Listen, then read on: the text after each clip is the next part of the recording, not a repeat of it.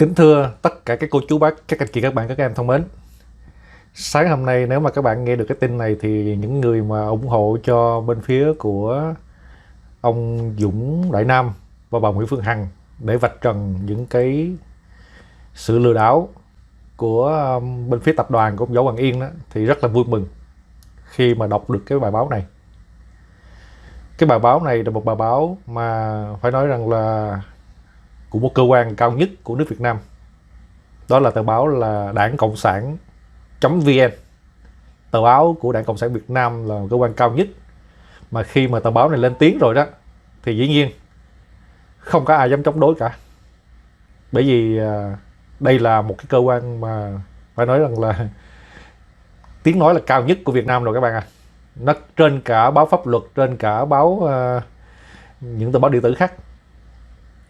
Thì khi mà tờ báo này họ đăng tên lên đăng một cái tin này lên đó, chứng tỏ rằng là những người phóng viên của tờ báo này họ đã điều tra rất là kỹ và họ nắm rất là chi tiết những cái thông tin liên quan, những cái bằng chứng, những cái gì đó là họ đã nắm hết rồi, cho nên họ mới dám đăng tin lên và họ khẳng định những cái điều mà họ nói trong cái tờ báo này, trong cái bài viết này là đúng. Bởi vậy cho nên là không còn một cái lời bình luận, không còn một cái lời phản bác nào có thể là dám đưa ra từ bất kỳ một người nào ở trong nước hoặc ngoài nước để dám đưa ra để phản bác lại cái bài viết này. Bây giờ Quốc Võ sẽ cho các bạn xem, tức là mọi người hãy cùng Quốc Võ đọc tờ báo này nha, coi họ viết cái gì. Ai quản lý thần y? Đó, tức là cái bài viết là có tựa đề như thế các bạn. Đảng Cộng sản Việt Nam. Nhiều năm qua, thần y Võ Hoàng Yên được đồn thổi là có khả năng trị được bệnh câm điếc bại liệt, vân vân, nên có rất nhiều người tìm đến điều trị. Thần kỳ ở chỗ có những ca bệnh ông chỉ cần vỗ tay, giật lưỡi là đã có thể khỏi câm, khỏi điếc. Hẳn rằng ai cũng đã từng nghe danh thần y Võ Hoàng Yên với những chiêu chữa bệnh thần tài, chữa được nhiều loại bệnh mà y học hiện đại nhất cũng bó tay, như là câm, điếc, bại liệt. Chỉ đến khi xảy ra vụ tố cáo ông Võ Hoàng Yên lừa đảo thì người ta mới đặt dấu hỏi rằng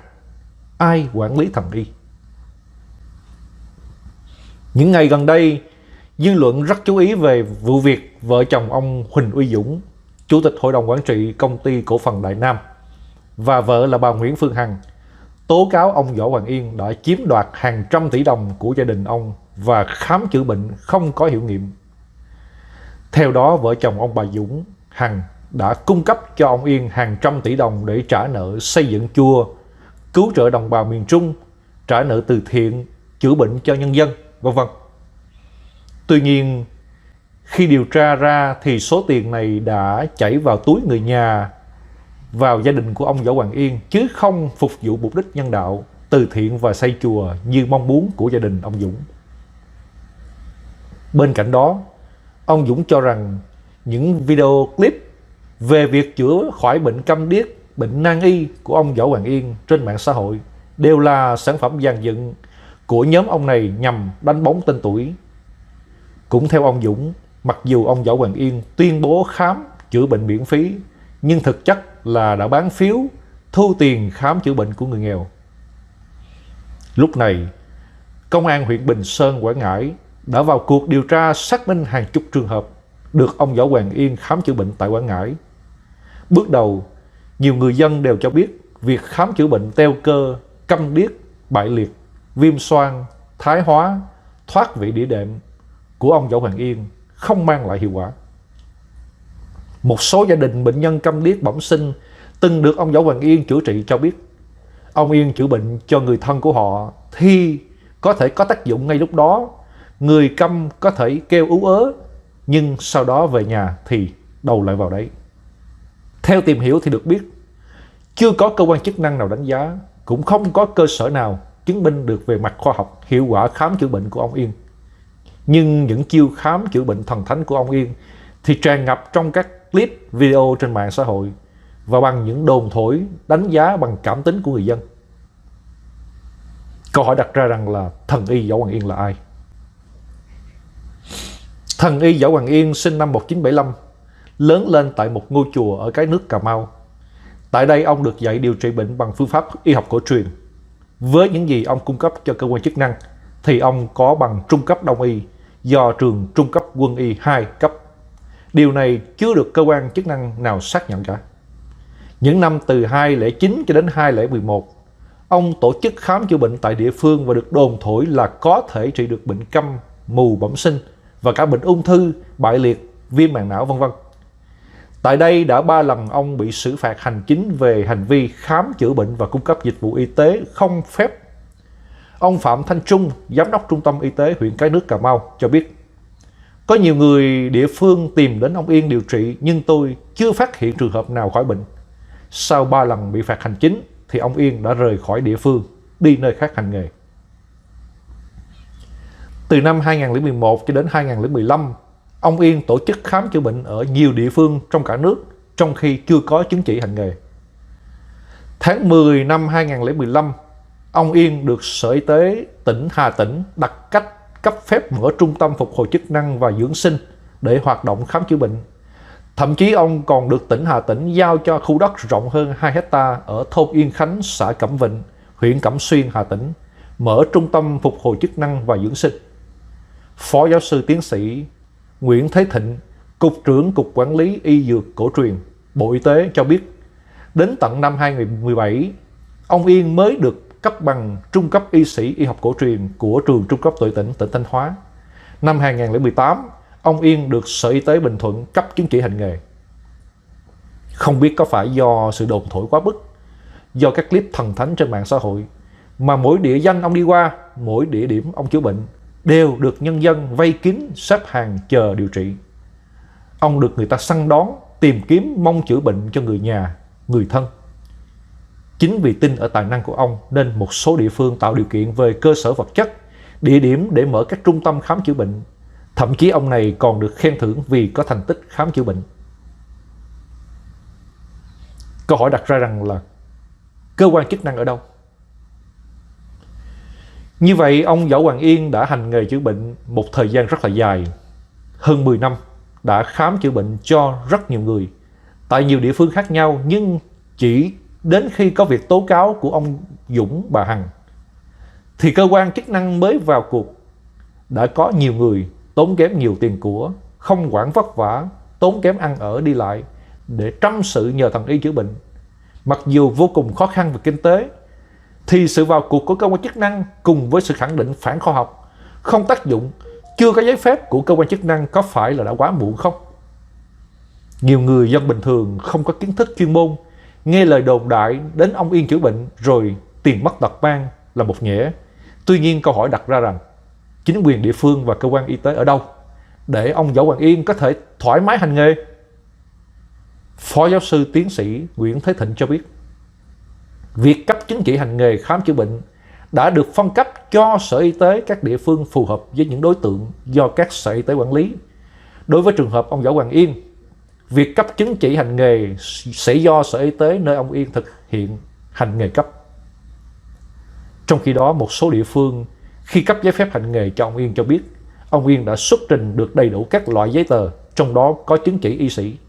Tuy nhiên, cũng có những địa phương cấp giấy phép và tạo điều kiện cho ông Yên khi ông chưa trình được chứng chỉ hành nghề, mà chỉ thông qua uy tín truyền miệng với mong muốn giúp đỡ người dân nghèo của địa phương có điều kiện chữa bệnh miễn phí. Chính sự chủ quan này đã cấp giấy thông hành, giấy bảo đảm để người dân tin tưởng khám chữa bệnh và ông Yên tha hồ lộng hành. Nếu ngay từ đầu, cơ quan chức năng giám sát chặt chẽ, kịp thời điều tra, khảo sát hiệu quả chữa bệnh của ông Võ Hoàng Yên, thì đã có biện pháp ngăn chặn kịp thời, không để nhiều người bệnh và gia đình lãng phí, tốn kém, tiền mất, tật mang. Khách quan mà nói, hiện nay có rất nhiều cơ sở, trong đó có rất nhiều cơ sở nhỏ lẻ, hành nghề xoa bóp, bấm huyệt, khám chữa bệnh bằng phương pháp đông y. Cơ quan chức năng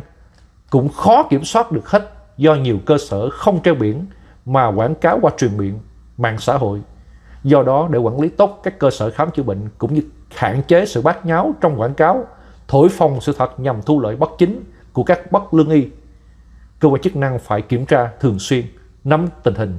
để có thể có hướng xử lý kịp thời. Ngoài việc kiểm tra các cơ sở hành nghề, cơ quan y tế cần nâng cao năng lực rà soát, kiểm tra khi có thông tin trên các mạng xã hội về các trường hợp khám chữa bệnh, tránh để xảy ra trường hợp quảng cáo rầm rộ, đăng tải những video clip thần thánh hóa, thổi phồng trắng trợn kiểu chữa khỏi bệnh cho người câm, bị điếc, người bại liệt chỉ bằng cái vỗ tay, kéo lưỡi, giật chân như trong trường hợp của ông Võ Hoàng Yên. Đây là bài học đắt giá về sự quản lý của cơ quan chức năng, của những người dân khi đặt niềm tin vào đâu cần tìm hiểu kỹ, đúng khoa học, có kiểm chứng rõ ràng, không nên tin vào lời đồn thổi cũng như quảng cáo trên mạng xã hội. Muộn còn hơn không. Được biết vào tháng 12 năm 20, Cục Quản lý Y Dược Cổ truyền đã có công văn gửi Sở Y tế các tỉnh, thành phố yêu cầu tăng cường công tác quản lý nhà nước lĩnh vực y dược cổ truyền và nêu rõ rằng trong thời gian qua, Cục Quản lý Y Dược Cổ truyền tiếp nhận nhiều phản ánh của các cơ quan truyền thông, báo chí về các trường hợp có dấu hiệu vi phạm pháp luật liên quan đến hành nghề khám bệnh, chữa bệnh y học cổ truyền, kinh doanh dược cổ truyền và quảng cáo sai sự thật về khám chữa bệnh y học cổ truyền trên nền tảng YouTube, Facebook tại các địa phương. Bộ Y tế cũng cho biết là sẽ rà soát tổng thể các vấn đề cấp phép hành nghề khám chữa bệnh bằng y học cổ truyền. Còn với người đã được cấp rồi, phải bổ sung cập nhật chuyên môn, quá trình hành nghề. Nếu có sai sót thì cơ sở địa phương quản lý, chịu trách nhiệm. Bộ Y tế cũng sẽ cùng địa phương làm mạnh để quản lý hành nghề y học cổ truyền. Hy vọng với những động thái tích cực của các cơ quan chức năng cũng như sự tỉnh táo của người dân thì chúng ta sẽ không để tiếp tục xảy ra những trường hợp tương tự như thần y Võ Hoàng Yên. Bài viết này được viết bởi là một phóng viên tên là Thương Huyền của tờ báo là Đảng Cộng sản Việt Nam nha các bạn nha. Đây là một tờ báo rất là lớn mà là tiếng nói của Đảng Cộng sản Việt Nam, là tiếng nói của người dân, cho nên là chúng ta không thể nào mà nói đây là một tờ báo lá cải được, phải không? Và khi mà tờ báo này đăng lên rồi đó thì dĩ nhiên các bạn cũng thấy rằng cái câu chuyện này đã được cơ quan chức năng vào cuộc để nhanh chóng vạch trần những cái tội ác mà bên phía tập đoàn của Võ Hoàng Yên đã gây ra trong suốt hơn 10 năm vừa qua, đã thổi phồng sự thật, đã thần thánh hóa vấn đề để coi như là trục lợi. Và cái đau đớn nhất là trục lợi trên những người nghèo, bệnh nhân nghèo. Người ta coi như là đã nghèo khó, người ta đã đau bệnh mà không thể nào mà chúng ta có thể là làm như thế được. Cũng may một điều rằng là cũng có vợ chồng của ông Dũng bà Hằng đã lên tiếng nói, giúp cho cộng đồng hiểu ra được cái vấn đề. Từ đó cơ quan chức năng mới vào cuộc, mới điều tra lại những cái gì mà xảy ra từ trước giờ. Qua cái bài viết này thì Quốc Võ cũng thật sự rất là cảm kích cái vấn đề về ở tại những người các cơ quan chức năng tại tỉnh Cà Mau là ban đầu đã có những cái động thái tích cực khi mà từ ban đầu đã giải quyết cái vụ Võ Hoàng Yên này từ ban đầu, tức là đã phạt rất là, mà không phải chỉ một lần mà 3 lần với cái sự mà khám chữa bệnh không phép, rồi thuốc men rồi đó, bào chế những cái loại thuốc mà nó chưa có được kiểm định của giới y khoa, cho nên là thấy coi như là làm ăn ở đây không được, cho nên ông mới dọn đi những nơi khác. Thì cuối cùng là về trụ tại tỉnh Bình Thuận, tại đặc biệt là tại cái huyện Tánh Linh đó. Thì câu chuyện này phải nói rằng là chúng ta những bắt đầu từ ban đầu chúng ta vào để tham gia và xem xét những cái tình tiết ở trong câu chuyện này đó, thì càng ngày chúng ta càng thấy lộ ra rất là nhiều điều.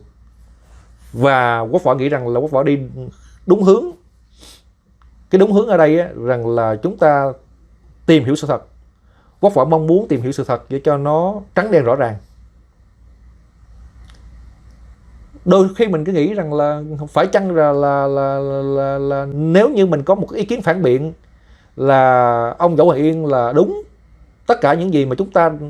mà nhận xét về ông Võ Hoàng Yên trong thời gian vừa qua đó là sai chăng? Tuy nhiên đến thời điểm này là rất là nhiều những cái chứng cứ, rất nhiều những cái nguồn tin cho hay, và thậm chí là bây giờ các bạn thấy rõ ràng là cơ quan chức năng đã vào cuộc và lên tới Đảng Cộng sản Việt Nam rồi, là cứ như là cơ quan lớn nhất của thông tin của bên phía Việt Nam rồi, thì chúng ta không thể nào chúng ta là phủ nhận được cái vấn đề ông Võ Văn Yên đã sai trái trong về lừa đảo chữa bệnh. Đúng không ạ? Đó, thì bây giờ còn cái gì để nói nữa hay không? Bây giờ thì chúng ta hãy nhường lại cho cơ quan chức năng họ vào cuộc để họ điều tra và họ khởi tố vụ án. Đó,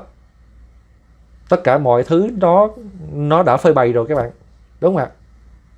Và cũng may mắn một điều rằng là trong thời gian vừa qua thì mọi người cũng đã ủng hộ Quốc Võ, ủng hộ cái kênh Quốc Võ, hai kênh lận, cái kênh là Quốc Võ Director và một cái kênh nữa là Quốc Võ News. Thì nói chung là các cô chú, các anh chị, các bạn, các em ở khắp mọi nơi từ trong và ngoài nước cũng đã ủng hộ, và cũng khá là may mắn khi có nhiều bạn bè ở bên này cũng đã có cùng chung một tiếng nói để đưa vụ việc này ra ánh sáng càng sớm càng tốt, giúp đỡ cho cộng đồng thấy được rõ ràng cái là những cái gì mà sai trái trong xã hội thì mình cố gắng mình đưa ra, mình góp một tiếng nói chung. Nó là như vậy thôi các bạn. Đó, thì thật sự thì mình cũng phải là cảm ơn vợ chồng ông Dũng bà Hằng. Bởi vì sao? Bởi vì nếu không có ông Dũng bà Hằng đó thì đâu có ai dám, tức là mình vẫn bị mờ mịt về cái thông tin, mình không biết cái nào thật cái nào giả. Và rất là nhiều người, thậm chí những người trong gia đình của Quốc Võ luôn cũng là tin tưởng ông này là thần y, bởi vì qua những cái clip mà ông chữa bệnh nó quá hay. Nhưng mà bây giờ khi chúng ta ngồi đây chúng ta nhìn lại những cái clip cũ đó thì chúng ta thấy nó đau đớn đau lòng vô cùng. Nhìn thấy các em mà bị bể chân, bị kéo lưỡi này nọ, nó rất là đau, và chúng ta không thể dám coi hết cái clip luôn á. Đó, chứ ngày xưa thì mình nhìn cái clip đó mình cảm thấy nó đau, nhưng mà mình mong chờ một kết quả tốt nhất cho người bệnh là được chữa hết bệnh. Nhưng mà đến thời điểm này thì chúng ta thấy rõ ràng rằng là không có ai hết bệnh cả các bạn. Đặc biệt là những em mà bị bại liệt hoặc là bị câm điếc bẩm sinh á, thì hầu như là không có em nào hết bệnh cả. Bởi vì nếu mà ông đã có cái tài mà chữa bệnh được như thế đó, thì trong vòng 5 ngày mà lúc ông Dũng Đại Nam mà ông đưa ra một cái lời mà coi như là giống như một cái game để mà cho những người trong cuộc họ có một cái cơ hội để họ trổ tài đó, thì ông đã bỏ qua rồi, đúng không ạ? Thôi thì đến hôm nay chúng ta cũng có khá nhiều người nhìn nhận cái vấn đề một cách rất là khách quan và đã đưa ra những ý kiến mà chúng ta thấy rằng những cái ý kiến đó là những ý kiến rất là chân chính